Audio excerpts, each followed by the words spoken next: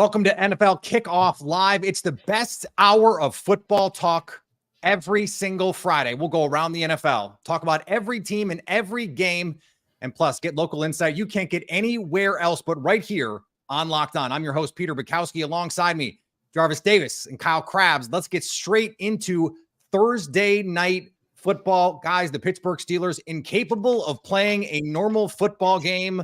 Apparently, certainly for the first three quarters, they are incapable of playing a normal football game. But Kyle, at the end, it was Kenny Pickett making the plays that they had to make. Deontay Johnson gets his first touchdown in approximately a decade. And now they're sitting here in pretty good position in the AFC. What do you think of Pittsburgh as an AFC team right now?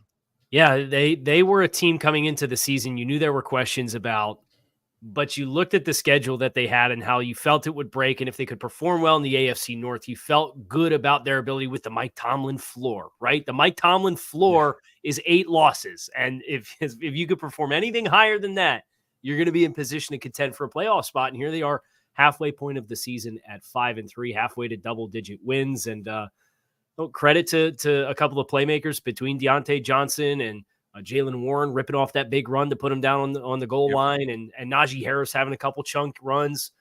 So I think Pittsburgh, has some nice things to take away from this game against a physical Tennessee team that sold a little bit at the deadline with Kevin Byard, but certainly felt like they got some juice with Will Levis at quarterback versus what they've been working with previously this season.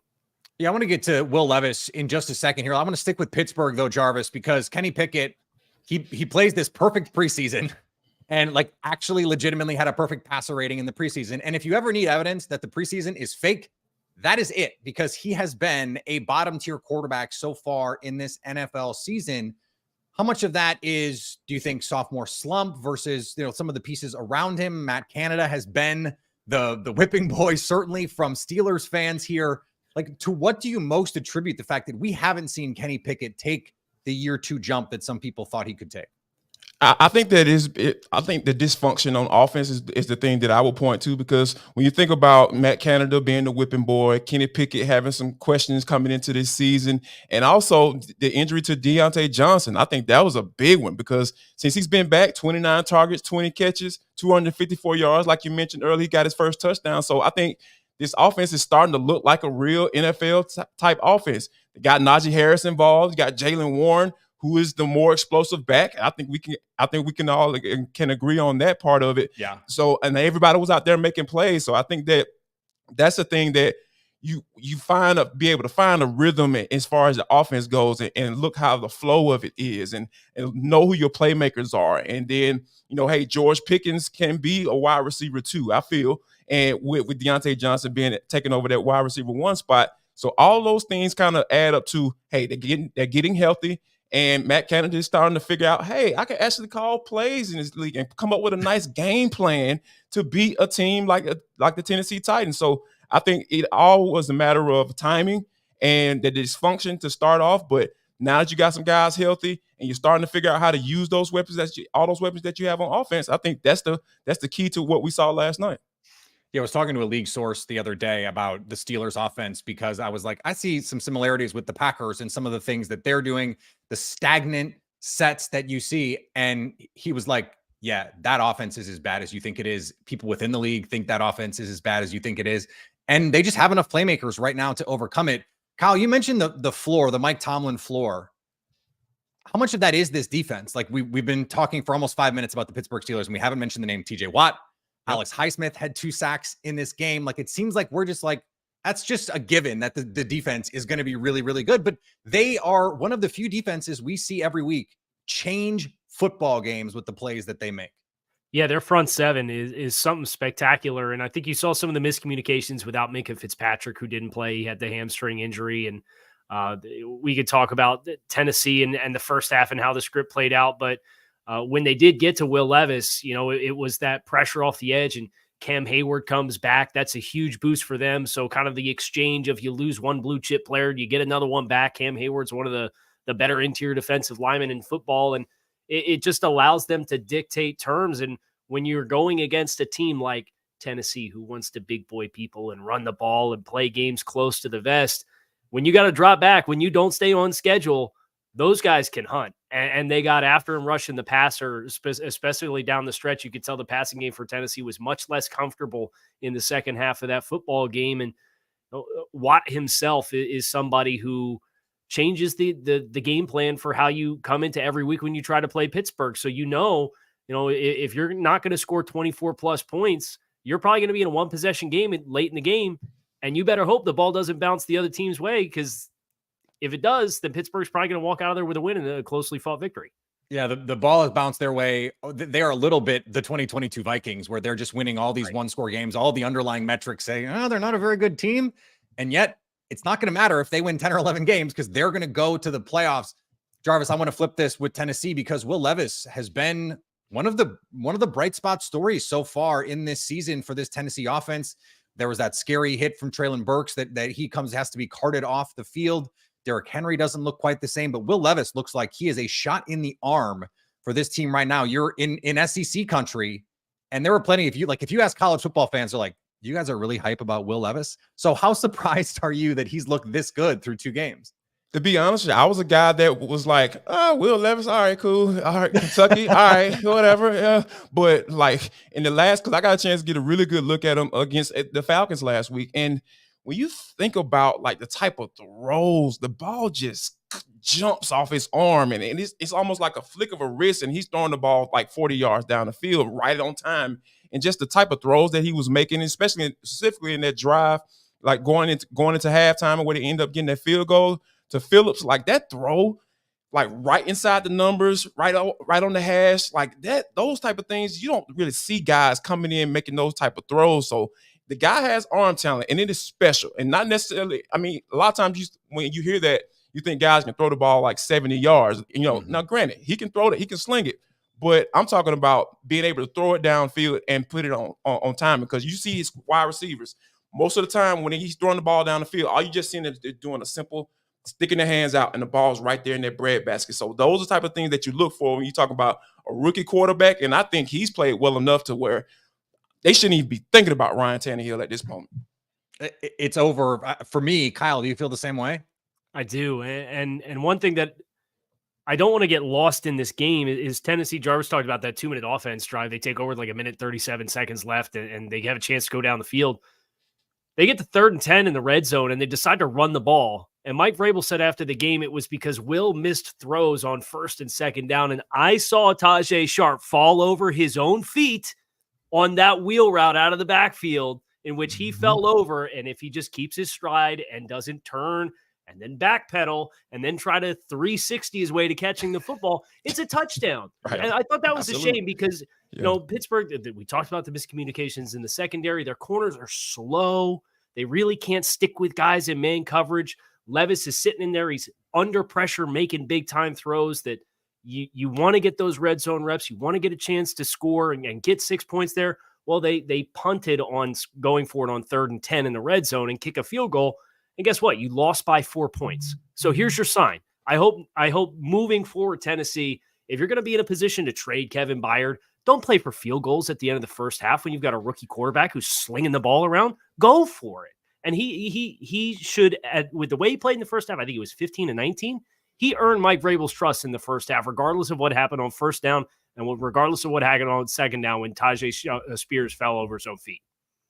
I just want to stick with you for 1 second, and you put on your NFL scouting hat here for a second, because it does make me wonder, why didn't they just start the season with Will Levis? Like Ryan Tannehill was an abomination for most of the season in the first half of the year. Like, how does this change? I find it hard to believe, Kyle, that sitting 8 games helped Will Levis that much. Yeah, I mean, maybe from a vocabulary standpoint and from a size of the menu that you have to work with standpoint, but I generally agree with where Ryan Tannehill was with the injuries that he had last year, with the regression. This was not the 2019-2020 version of Ryan Tannehill, even the last 2 years.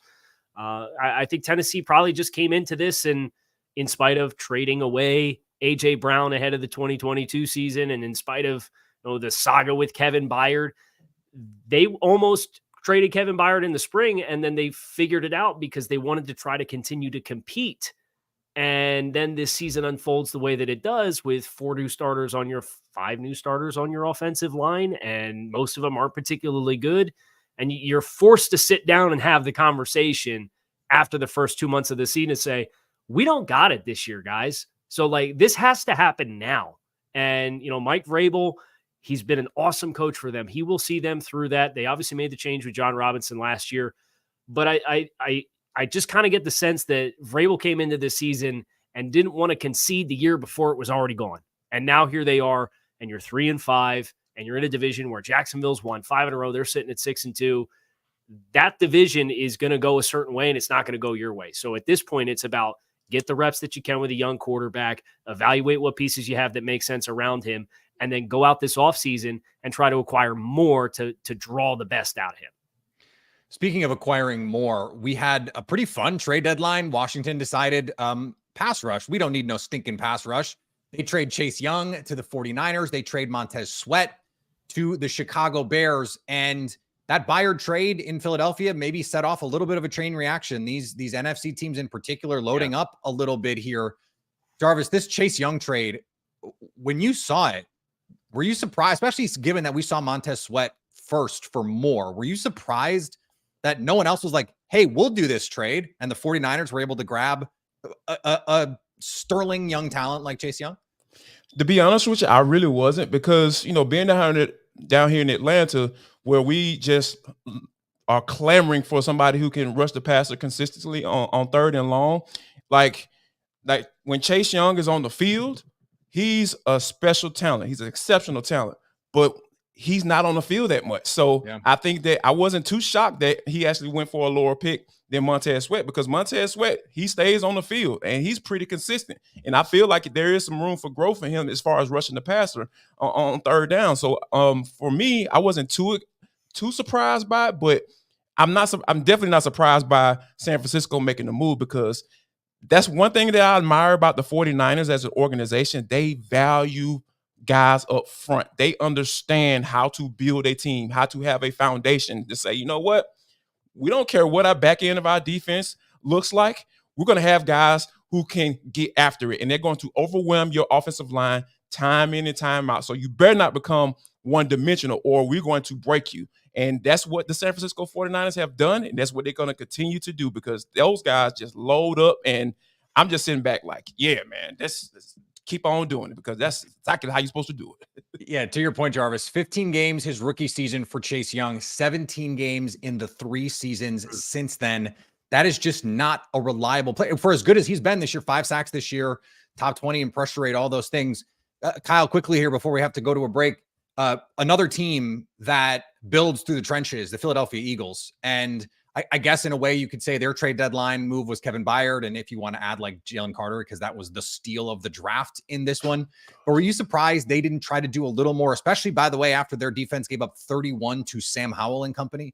Yeah. And Washington performed pretty well against them the first time they played this season too. So divisional games always get weird, right? Case in point, the Denver Broncos scored 24 points and beat the Kansas City Chiefs by 2 touchdowns in week 8 as well. Yep. So you just never know with divisional games. But for Philly, as somebody whose team played Philly in the last 3 weeks and just had a wave after wave after wave of pass rushers and defensive line talent, I think that is the best defensive line in football without an acquisition at the deadline. So I know they've had some guys banged up. Jordan Davis has been a little banged up. Jalen Carter missed a game here. Milton Williams a little banged up. They get all these guys back and healthy, and they kind of tread water and get everybody aligned late in the season, which it feels like that's what a lot of the top end teams that are dealing with injuries right now. It's like, let's just get through, weather the storm, and then we'll get to December and we're going to try and sync everybody up and be ready to go. Between Hassan Reddick, Josh Sweat, Brandon Graham, Fletcher Cox, who I didn't even mention the first time through, Jordan Davis, Jalen Carter, Milton, like they are so loaded up front. If you would have gone out and got a linebacker, maybe, I think you probably could have justified it, but I think they have enough to work with. And then Byard on the back end allows you to do more structurally in the back 7 to compensate if you have issues at linebacker too. Well, it's almost time for our game of the week, and it is the rare Europe game, a Germany game that is actually the game of the week. And we might just already have someone on the dais who knows a thing or two about one of those teams. That's coming up in just a second on our Locked On NFL Kickoff Live.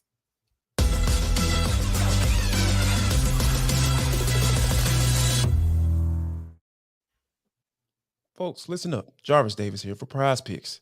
This episode of NFL Kickoff Live Show is brought to you by Prize Picks. PrizePicks.com/LockedOnNFL. PrizePicks.com/LockedOnNFL. That is the website that you need to go to right now because this is the most fun I've been having, winning up to 25 times my money this football season. You just select 2 or more players, pick more or less on the projected stats, and place your entry. It's just that simple, guys. I've been testing my skills on Prize Picks this football season because it's the best way to play daily fantasy sports. You don't have to wait for it to the end of the season, go collect your money, and then next thing you know, the guy don't want to pay up and all that good stuff. You got to worry about all of that. Daily fantasy sports is Prize Picks. I'm telling you, that's the place you need to go to right now. Also, they offer weekly promotions that can lead to big payouts like Taco Tuesday. We going up. Each Tuesday, Prize Pick discount select player projections up to 25% to provide even more value. So if you haven't gone to the website, what the heck are you waiting on? I'm literally looking at you at that keyboard right now. Start typing prizepicks.com/LockedOnNFL. So go to prizepicks.com/LockedOnNFL and use code LockedOnNFL for a first deposit match up to $100. What?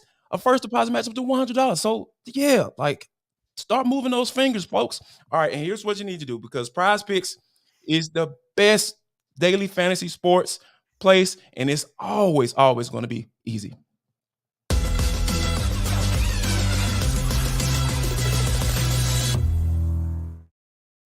We're back with you, NFL Kickoff Live on the Locked On Podcast Network, and you're going to have to get that coffee brewing a little bit earlier on Sunday because we've got a Germany game. It's Dolphins, it's Chiefs. Kansas City Chiefs 1.5-point favorites, according to our friends at FanDuel. Kyle Krabs just happens to be the man when it comes to the Miami Dolphins for our Locked On Dolphins show. Kyle, this would be the game of the week, even if it weren't the standalone game in the morning. I can't imagine that you will have any problems getting up for this one. How do you handicap this matchup? My troubles are going to be going to sleep on Saturday night for a game like this. I'm pumped for this football game. I think it's going to be a lot of fun. The focus for Kansas City is you lost an ugly football game and turned the ball over 5 times against a lowly Denver Broncos team, if we're being honest. We've already conceded that divisional games kind of get weird from time to time. Pat Mahomes plays with the flu, road game. It snowed before the game. How much did that weigh into it? And then for Miami, everybody points to their record at 6-2 and says, well, they've played 2 teams with winning records at this stage, and they lost them both, one by 28 points and the other by 14.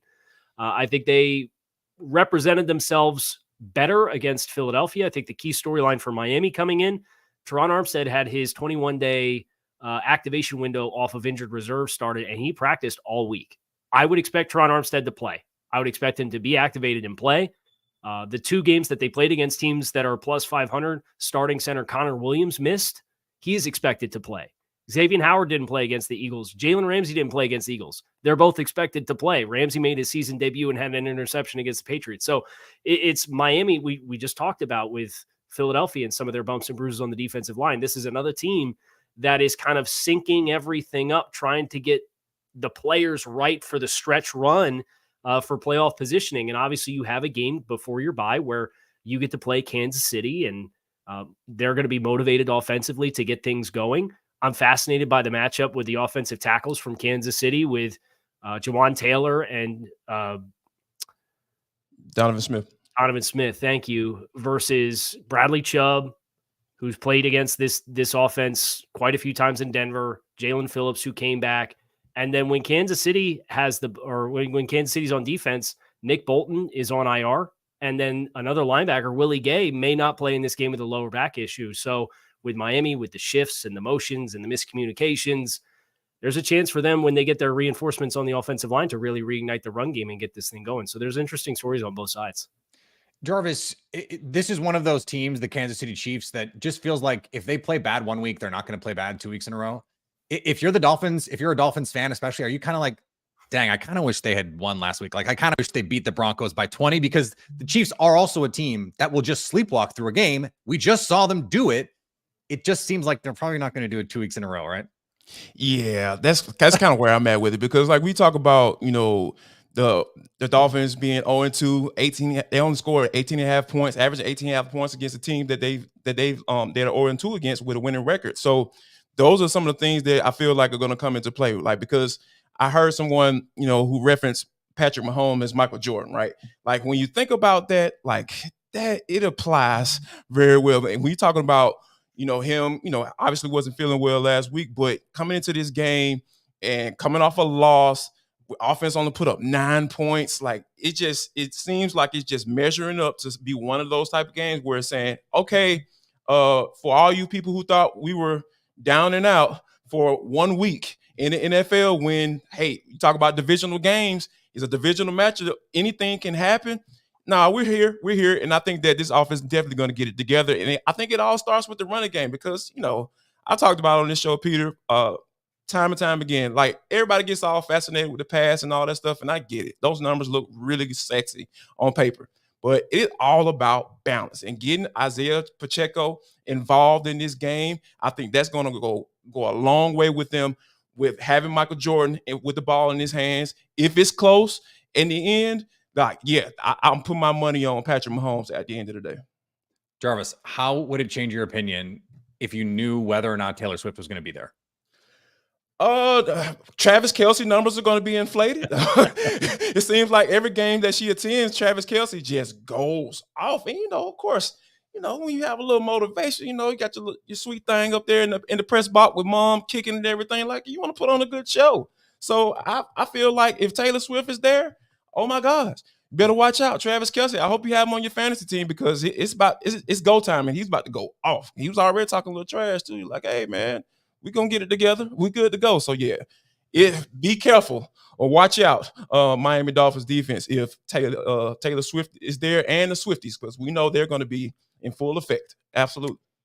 Speaking of big brands and superstars, the Dallas Cowboys are trying to remain in the conversation for the top teams in the NFC this week. They get their divisional rival and the class of the NFC right now, the Philadelphia Eagles. How does this one shake out? Our Locked On Eagles host, Gino Camilleri, and our Locked On Cowboys host, Marcus Mosher, break it down.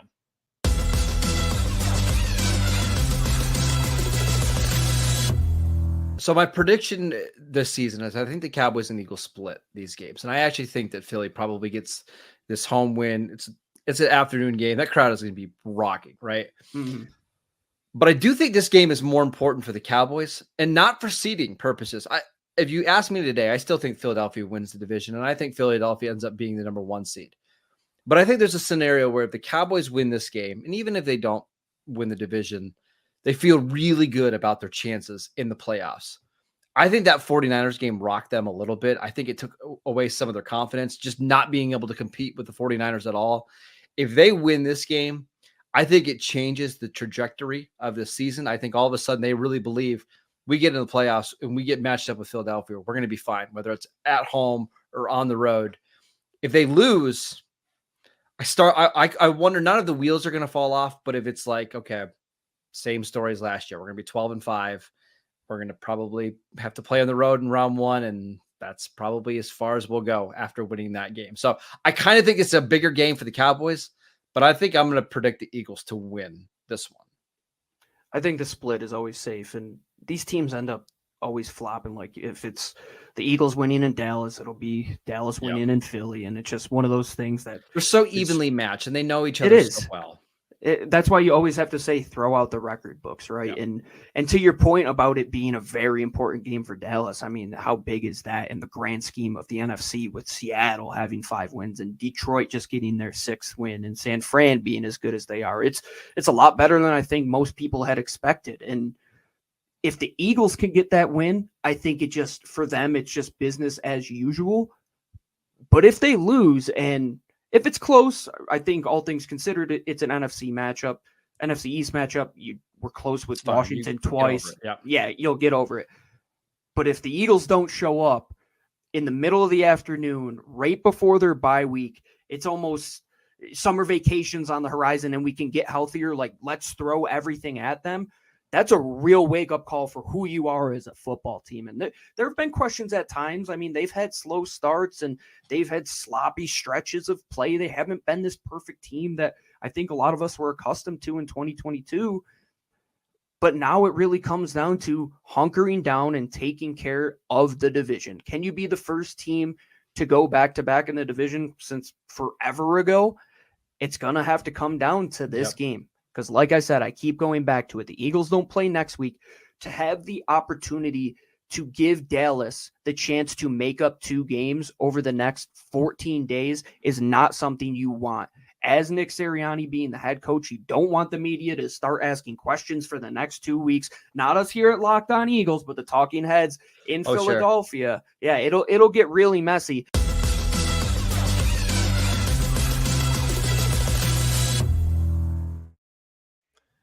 No doubt the media in Philadelphia will be eating up any loss. That's just the way things operate there. But Kyle, I look at this game and I go, this is a huge litmus test for the Dallas Cowboys because they already got the brakes beat off them by the 49ers. When was the last time they won a big game? When was the last time Dak Prescott played great in a big game? Was it at Mississippi State? That's a separate question. So to me, I feel like all of the pressure for this game is on Dallas to say, no, we're actually one of the big dogs in the NFC. Yeah, I think Dallas at the very least has to represent themselves very well. And I still look at this Dallas team, and they had a really impressive win against the Rams last week, and Matt Stafford gets banged up. They are so opportunistic with defensive scoring. They have 5 touchdowns between defense and special teams thus far this season at the halfway point. So if you were to take those out of the equation, they lose 5 points per game on their scoring average for this season. So as I look at the game, in line with what you're talking about with Dak Prescott and big performances and them trying to find their rhythm and get another contributor in the passing game that's not CeeDee Lamb, this Philly team just does not feel like an ideal place to have to go play a football game and do that. Now, maybe with the infusion of Kevin Byard, there's miscommunications, there's coverage breakdowns, and I know Dallas has a really good offensive line in their own right, but I just don't know that they have enough juice to really keep pace if Philly's really able to get after Dallas. And I expect Philly to be physical up front and run the ball. You know, Micah Parsons, for as dynamic as he is, he's not the biggest guy. And you know, they have Leighton Vander Esch on IR right now for Dallas as well. And they've got opportunistic ball hawks in the secondary. You got Jalen Hurts, who can run the ball with the quarterback run game. I think there's much more questions for Dallas, and I think their margin for victory as a result is significantly more narrow. Jarvis, the flip side of this for Philadelphia is, I'm not compelled by that. There's pressure on them. They don't want to answer questions for 2 weeks. No one wants to lose and answer questions for 2 weeks in any game, but it does seem like they have an opportunity here to say, all right, the 49ers, Brock Purdy has looked human the last couple of weeks. That team, I know they added Chase Young, but like they're going to go as far as the quarterback can take them. For Philadelphia, they're like, hey, we just won the NFC. And we haven't looked great. Just wait until we really get playing. And we're going to show you this week against Dallas. Like this could be the week that they say, hey, look, this is our conference. It's been our conference. There is certainly some incentive here. Absolutely. Because when you think about, wanting to get back to a Super Bowl, because Nick Sirianni is the type of guy, he comes off as a guy that's saying, yeah, I like to do what I want to do. And yeah, we're going to do the mush rush or whatever you want to call it, the Philly love. I don't even know what they call it, a brotherly push, whatever they call it these days. Like they want to say, hey, we're going to be able to put our stamp on this particular game, I feel. And just step on the Cowboys and make fun of them like we normally do, because we know that, like you mentioned, Dak Prescott, like my father has been a lifelong Cowboys fan for some strange reason. And growing up in Atlanta, I still don't get it to this day. And I was having a conversation when he was like, yeah, the Cowboys gonna do their thing. I was like, yeah, you really believe that? Like, I mean, I know you really believe that because you're a delusional Cowboys fan, but like, do you really see that happening? And I just don't see that happening in this particular game, because I had a good feeling, and we talked about it on this show last week, I had a good feeling that the Cowboys were going to come out and beat the Rams. I didn't think they're going to beat them like that, put a 40-piece up on them. I didn't think they were going to do like that, but they did exactly what I thought they would do in a game that, it doesn't really necessarily mean too much. And yeah, those are games that Dak Prescott shines, right? But like games like this, you're going into Philadelphia, you're going up against a team that knows that they're better than you, or they're going to assume that because, hey, they don't respect you like that because nobody respects the Cowboys in big games. And I think that this is the game that the Philadelphia Eagles are going to come to play. And I love the fact that, Kevin Byard is there in the back end of that secondary, because Lord knows that's where they need that help. And I think he was a guy that was very accountable after playing in his first game. He's saying, you know what? We're going to have to get this thing situated. And I wholeheartedly believe that they are going to get it right on the back end. And once you talk about the back end of that defense getting to a point where they're playing at a high level, couple that with that front, that's scary. I'll just leave it at that. Yeah, the Cowboys doing their thing in big games over the last 25 years has not gone great. So I don't know why you'd want the Cowboys to do their thing in this one. We're going to play a little game of Sell Me Why coming up here on the Locked On NFL Kickoff Live Show.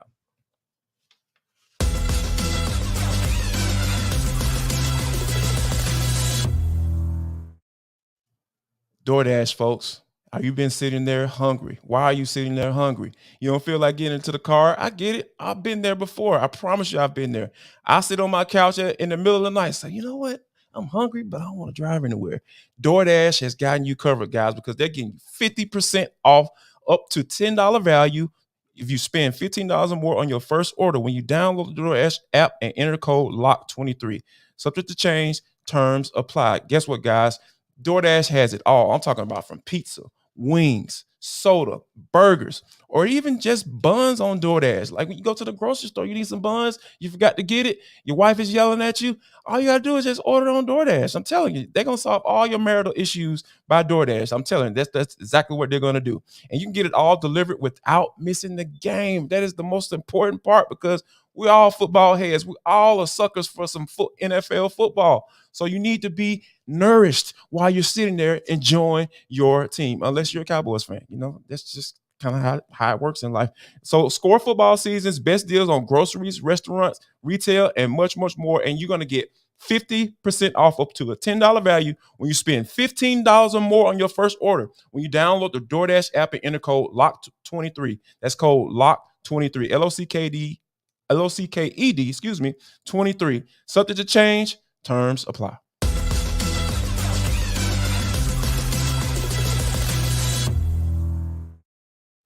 The 5-2 Seattle Seahawks, 5.5-point underdogs against the 6-2 Baltimore Ravens this Sunday. We got a bird matchup. Here's Corbin Smith of Locked On Seahawks to sell you why the Seahawks will cover the spread. This is Corbin Smith for the Locked On Seahawks podcast. The Seahawks will hit the road to battle the talented Ravens in Baltimore. They're 5.5-point underdogs going into this game, according to FanDuel. But don't take the Seahawks lightly when they're traveling to the East Coast for a 10 a.m. start. The Seahawks are actually 15-4 under Coach Pete Carroll in those situations, totally different than the rest of their franchise history. Carroll has developed an excellent routine for his players, and they have been playing outstanding defense, giving up less than 20 points in each of their past 4 games. They're going to need to play that way against a really good Ravens team that also has an excellent defense. Geno Smith and company, though, they've got the weapons with Jack Smith and Jigba, DK Metcalf, Tyler Lockett, and a good tight end group, as well as Ken Walker, the third in the backfield, to be able to put up enough points to be able to hang tough in this game. 5.5 points should be doable for the Seahawks to cover in this one, even on the road. Kyle, this is a tough one for me because I look at this Seahawks team and I see all of that explosive offensive firepower, what they were last year, but they haven't been that this year. They've kind of had to hang their hat a little bit more on their defense. And the last time the Ravens played in one of these big-ish games against an NFC playoff team, they beat the crap out of the Detroit Lions. So how do you see this one playing out? What's the key matchup for you? I think it's Mike McDonald's defense creating turnovers, and Seattle has had big-time struggles since their early bye week with protecting the football. They have 7 turnovers in their last 3 games. They managed to go 2-1 in that stretch. But if you play with that level of sloppiness against this Baltimore Ravens defense, which has hordes of pass rushers, they're really aggressive. They're one of the more blitz-aggressive teams. They're getting healthy on the back end. I know Marcus Williams was banged up, is playing with an injury, and they get Marlon Humphrey back. Like, that's a scary proposition to go on the road and not put your best foot forward. So you can't give Baltimore, because Baltimore, they've had a couple instances of offensive outbursts, but I still think they're a team that's getting used to the new system that they're playing with Todd Monken for Lamar Jackson. So don't give them short fields and give them free access to points and force them to go the full length of the field and not make their own mistakes as they're at the halfway point. They're struggling with some wide receiver production and consistency. Make them play well on their own accord. Do not give them the turnovers and set them up in the short field, or you will lose this game and you will not cover the spread. Jarvis, why do you think the offense in Seattle has not clicked to the way that it's mostly the same guys? And they added Jackson Smith-Njigba. That was supposed to take this offense to the next level, and it just hasn't so far. What have we known the Seattle Seahawks identity to be? Running the football and playing defense. That's why they traded for Leonard Williams. That's why they drafted a few running backs and started with Kenny Walker out of Michigan State. All of those things matter. Like, it's so hard to get away from who you are. When you start to do that, you draft all these sexy weapons. Like, I think there seems to be a theme here today. I don't know what's going on with me in my life, but when you start drafting all these weapons, now you got to figure out how to use them, right? And in figuring out how to use them and trying to get those guys involved and trying to satisfy all you guys in DK, and because he's been there and we know the Megatron type of way that he plays on the football field, like that's when the offense gets confusing, right? That's when you start to have identity issues. And I really feel like when you got a guy like Geno Smith, who's been a reclamation project out there in Seattle, he's been turning his career around and he looked like he's back on track. But it never fails. When you try to get out of character on offense, it's going to show time and time again. And I really feel like they got to get back to the basics. Do what you do. Do what you do best, and that's run the football and play defense. It's going to be tough this week against that Mike McDonald defense. In a potential playoff preview, speaking of the AFC North, the Cincinnati Bengals host the Buffalo Bills on Sunday Night Football.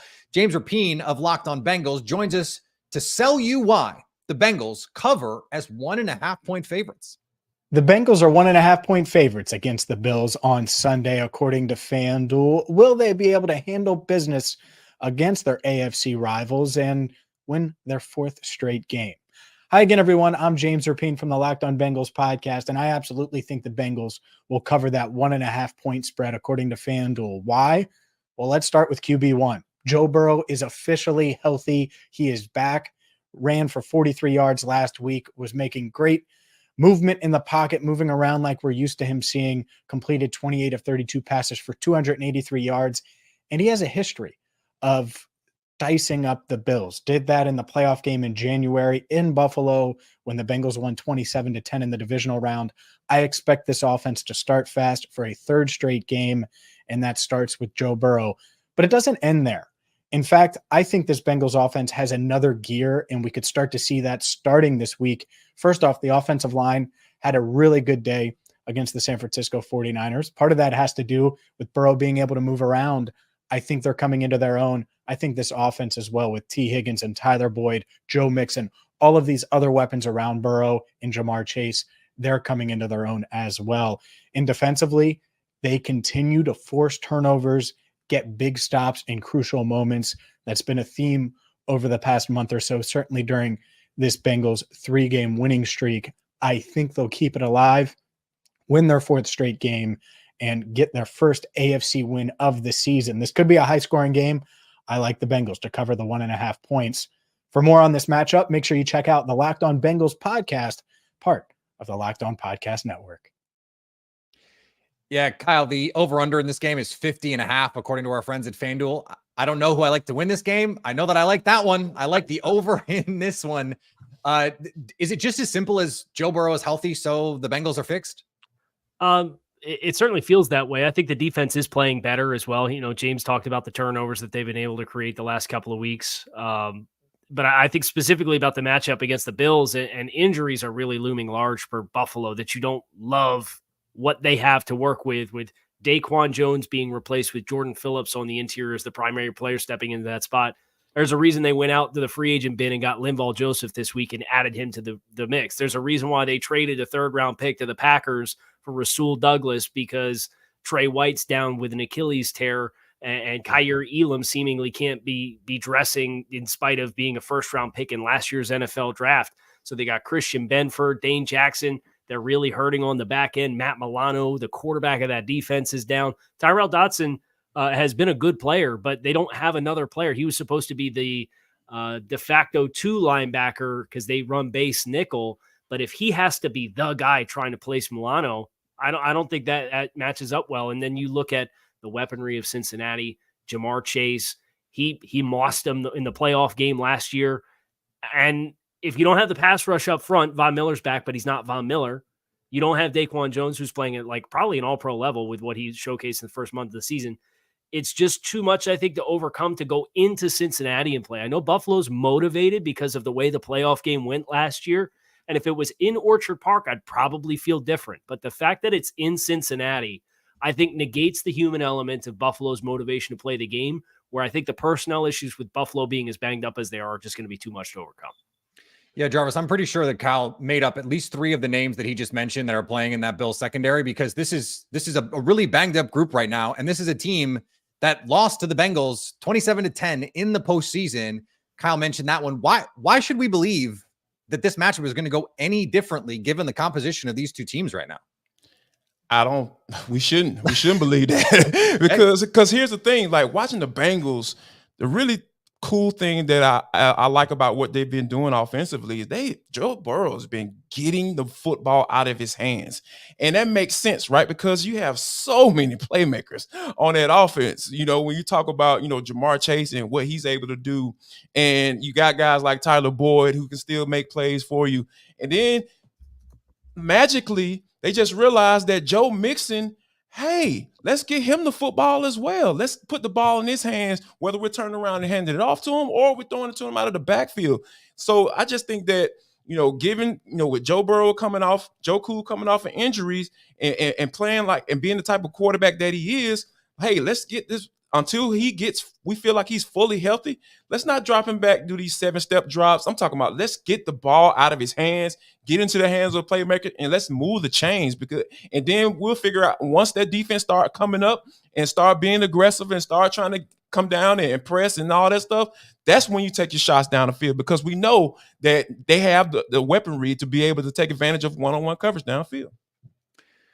Lastly, here, the Los Angeles Rams traveled to Green Bay to take on the Packers. The Rams 3-point underdogs in that one. Here's Doug McCain of Locked On Rams to sell you why the Rams cover that spread. Hey, what's going on, Locked On NFL? Doug McCain here from Locked On Rams, and I'm here to tell you why the Rams are going to cover the +3 spread against the Packers. Reason number 1, I believe that Matthew Stafford's going to play. The big question here in Ramsland is it going to be a thumbs up or thumbs down for Stafford on Sunday? He's been dealing with a thumb injury that's held him out of practice all week. Head coach Sean McVay said it's going to be a game-time decision. I think he's going to give it a go because, 1, he's the ultimate competitor. He's a warrior. He's played through injuries in the past. And 2, the Rams need this game in a big way if they want to have any realistic chance of making the playoffs this season. Here's Stafford. Here, Matthew. If you need my thumb, you can take it. You can take my thumb. I don't need it. Just be QB1 and lead this Rams team to a victory. Now, if he's unable to give it a go, expect to see backup quarterback Brett Rippon under center. Last week, in relief of Matthew Stafford, he went 5 for 10 for 42 yards. Not the best backup quarterback in the league by any stretch. They're going to need a big game from him if he's going to be QB1 this week. Now, the second biggest reason why I think the Rams will cover, I think they're going to get a big bounce back performance from the Rams' top 2 receivers. Cooper Kupp and Puka Nacua did not have a good week against the Cowboys. Puka Nacua, 7 targets, had 3 catches, 43 yards. He dropped a touchdown. He's the rookie phenom. And then Cooper Kupp did not look like Super Kupp. He did not look like Mr. Triple Crown, had less than 30 yards receiving for the second week in a row. And you look at this Packers secondary, they've been melted cheese. I think you're going to get a big game from them. And then you look at this Packers offense, less than 21 points a game for the last 5 consecutive games. Jordan Love hasn't been on the same page with this receiving core. You look at guys like Christian Watson, guys like Jaden Reed, who had a nice game against the Vikings. But I look at Christian Watson and Romeo Doubs. Last week, 17 targets, just 7 catches for 51 yards. I look for a big bounce back performance from this Rams secondary that hasn't looked good the last couple of weeks. They've been barbecue brisket, but I think they're going to step up. Ahkello Witherspoon, having one of the better years for the first part of the season, has started to drop off the last couple of games. I look at that matchup between him and Christian Watson. Watson, he's got the size, he's got the speed. Witherspoon, he's got the size, but does he also have the speed to keep up with him? So I think this Rams team, Stafford under center, a desperate team, a Packer team that's been reeling. I like the Rams winning this one in Green Bay, covering whose house? It's Locked On Rams house.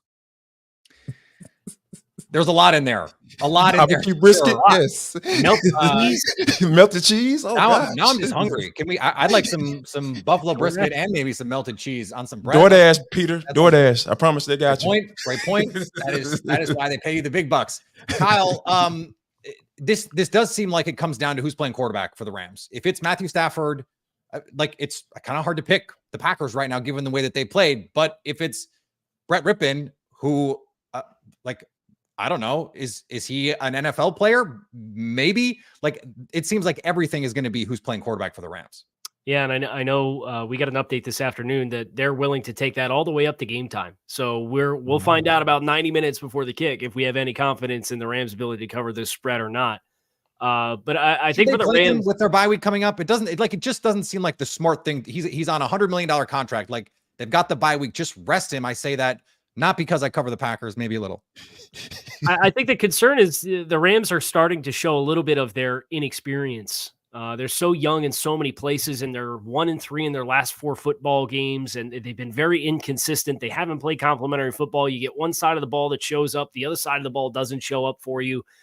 And if you run out Brett Rippon and you lose that game, you go to 3-6, you come out and you got to play Seattle coming out of the bye. You still have a trip to Baltimore in there. You still got to go to San Francisco this season. So you start doing the math of what were your aspirations for this season. You don't really have a lot of margin for error because you're now sitting at 3-5. So I think if he can go, you probably try to get some momentum and climb back to 4-5 and say, okay, we come out of the bye week, we get Stafford a week of rest, we can get back to 500 for the stretch run before we go to Arizona with our 11th game of the season. So I do think it, in the scope of the NFC, Peter, you mentioned when we talked about the trade deadline, a lot of jostling amongst a lot of teams in the NFC.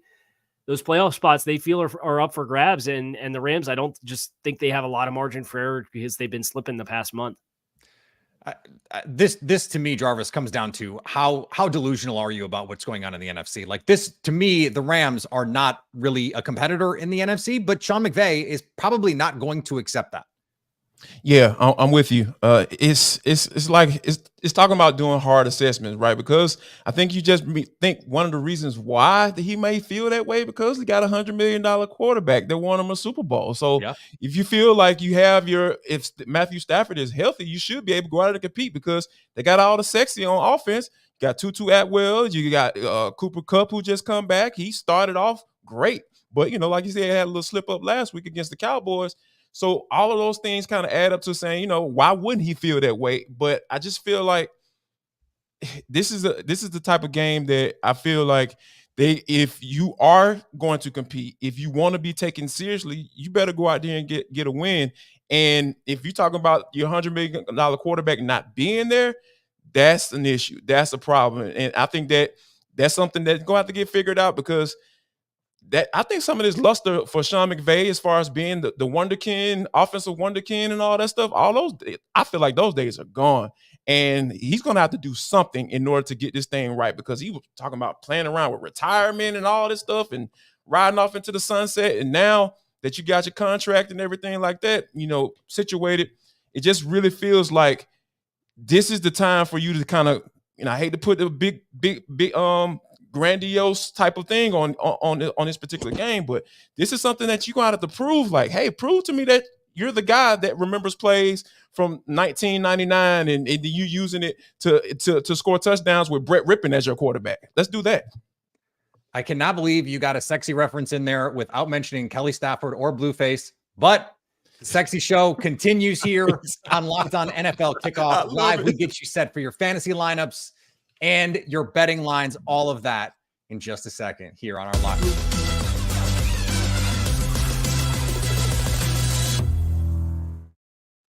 Guess what, guys? Jarvis Davis here for Prize Picks. This episode of the NFL Kickoff Live Show is brought to you by prizepicks.com/NFL. Yes, you need to go to that website. If you didn't go to it earlier on, What the heck are you waiting on? Why are you tripping? I need you to go here because this is daily fantasy sports made easy. I've been having the time of my life, winning up to 25 times my money this football season. All you got to do is really, really easy, guys. You just select 2 or more players, pick more or less on their projected stats, and place your entry. I'm telling you, I've been testing my skills. I feel like I got a nice little skill set this football season. And because this is the most exciting way to play daily fantasy sports. You can turn $10 into $250 with just a few taps. I don't get it. What are you waiting on? PrizePicks.com/LockedOnNFL. PrizePicks.com/LockedOnNFL, and use the code LockedOnNFL for your first deposit match up to $100. Yes, let me say that again for all you slow people. LockedOnNFL, the code, drop it in there. PrizePicks.com/LockedOnNFL is the website, and for a first deposit match up to $100. Prize Picks, daily fantasy sports made easy.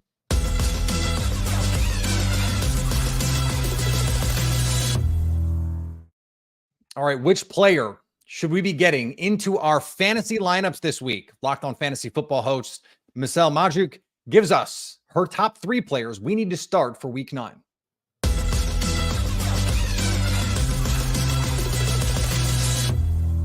There are 3 players that I love this week, and I'm making sure I get them into my fantasy lineups. First up, Cowboys quarterback Dak Prescott. He gets to face the Eagles, and Dak Prescott has put up 2 really great fantasy performances over his last 2 games. He had a very disappointing start to the season, but he's putting it together. And this week, he'll get to face the Eagles in what should be a very high-scoring game. And the Eagles' defense is giving up the 5th most fantasy points per game to quarterbacks this season. And Prescott has scored at least 28 fantasy points in each of the last 2 matchups against the Eagles. Dak Prescott should finish as a top 6 fantasy quarterback in week 9. Next player I'm getting into my lineups is Colts running back Zach Moss against the Carolina Panthers. Zach Moss has been highly consistent this season, finishing as a top 15 running back in 5 of his 7 weeks played this season. And Moss has actually outscored Jonathan Taylor in 3 of the 4 weeks that these two have played together this year. And he gets an extremely favorable matchup this week against the Panthers, who are allowing the 2nd most fantasy points per game and the most touchdowns to running backs this season. I think both Zach Moss and Jonathan Taylor are smash plays in week 9. And then last up is Chiefs wide receiver Rashee Rice against the Dolphins in Germany. So early game, but it just feels like Rashee Rice is sitting right there. He's a rookie, and he's sitting right there on the edge of a massive breakout performance. He played a career high 60% of snaps last week, and he's had at least 50 receiving yards in each of the last 3 weeks. Vegas is expecting this game to be a super high scoring game with the highest over under of the week at 51 points. So there should be a ton of scoring opportunities for Rashee Rice in this game. So his upside this week is extremely high, and I want him in my fantasy lineups in week 9.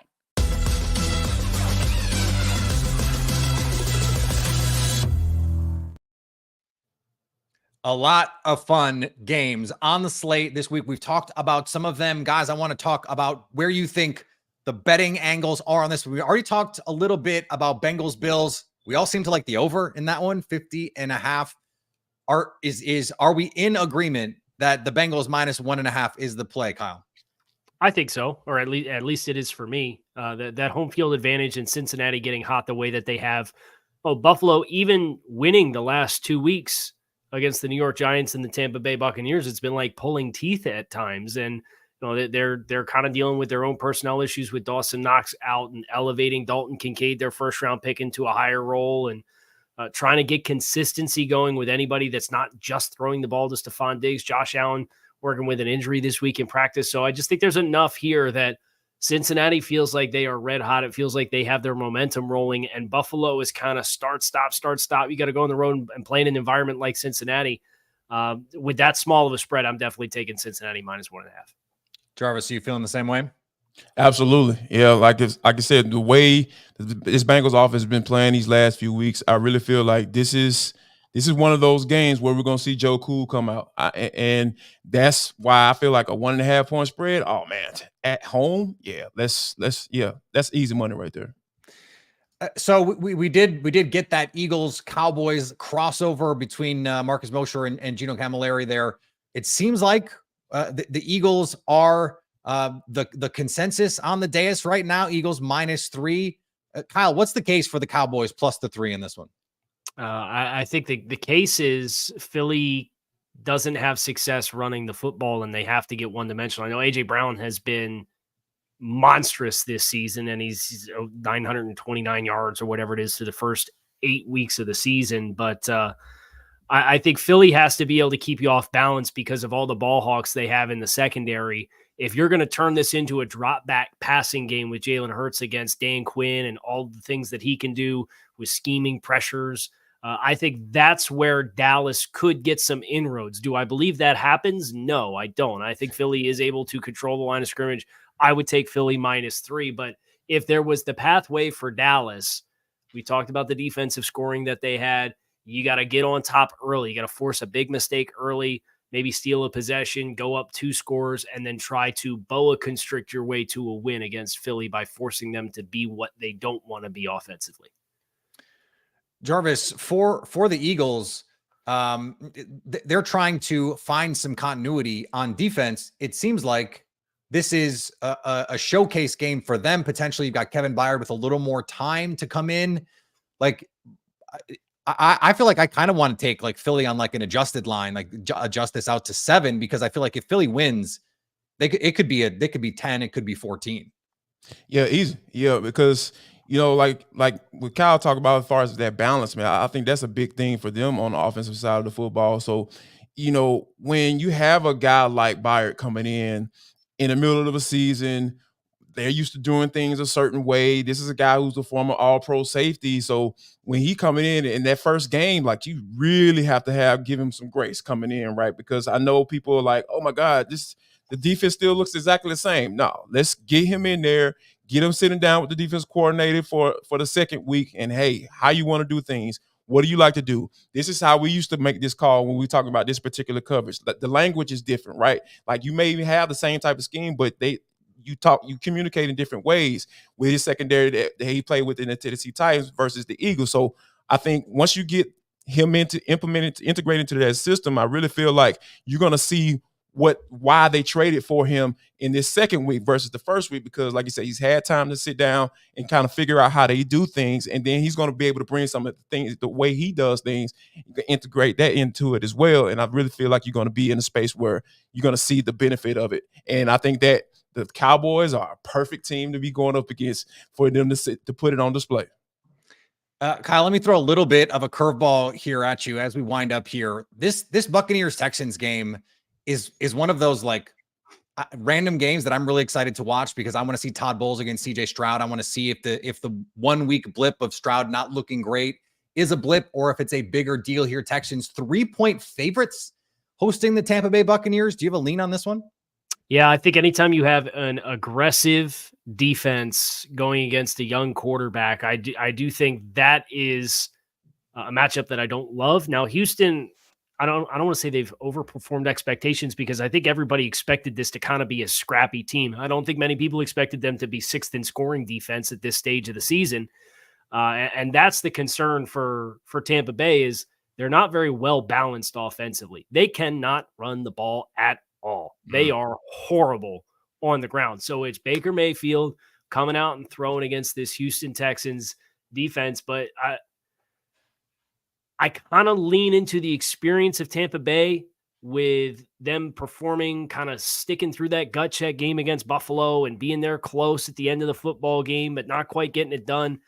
Whereas you worry about a young team like Houston losing at Carolina, then coming home, they got a big game against Cincinnati next week. Like, they're kind of in the meat of like this very chaotic stretch of their season.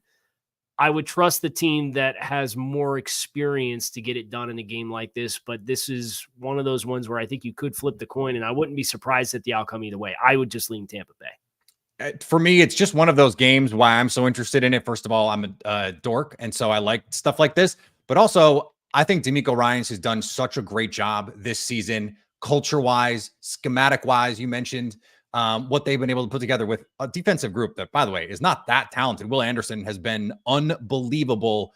And so if D'Amico Ryans is the coach of the year, I feel like this is the game where he says, yep, This is my award. I'm taking it, and we are a franchise going in the right direction. We really brought it on a high note. Texans, Bucks. Let's do this. I'm Peter Bukowski. That's Jarvis Davis and Kyle Krabs. This has been Locked On NFL Kickoff Live. Catch us every Friday from 2 to 3 p.m. Eastern Time, part of the Locked On Podcast Network, your team every day.